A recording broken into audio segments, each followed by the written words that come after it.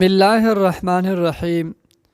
حلیمہ سعدیہ صلی اللہ علیہ وسلم کو لیے واپس آ رہی تھی کہ ذوالحجاج سے ان کا گزر ہوا۔ یہاں میلہ لگا ہوا تھا۔ اس بازار میں ایک نجومی تھا۔ لوگ اس کے پاس اپنے بچوں کو لے کر آتے تھے۔ وہ بچوں کو دیکھ کر ان کی قسمت کے بارے میں اندازہ لگاتا تھا۔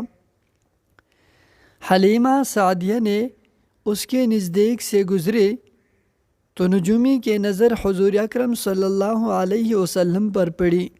نجومی کو آپ صلی اللہ علیہ وسلم کی مہر نبوت نظر آ گئی۔ ساتھ ہی آپ صلی اللہ علیہ وسلم کی آنکھوں کی خاص سرخی اس نے دیکھ لی۔ وہ چلا اٹھا، اے عرب کے لوگو، اس لڑکے کو قتل کر دو۔ یقیناً تمہارے دین کے ماننے والوں کو قتل کرے گا، تمہارے بتوں کو توڑے گا اور تم پر غالب آئے گا۔ یہ کہتے ہوئے وہ آپ کی طرف جھپٹا، لیکن اسی وقت وہ پاگل ہو گیا اور اسی پاگل پن میں مر گیا۔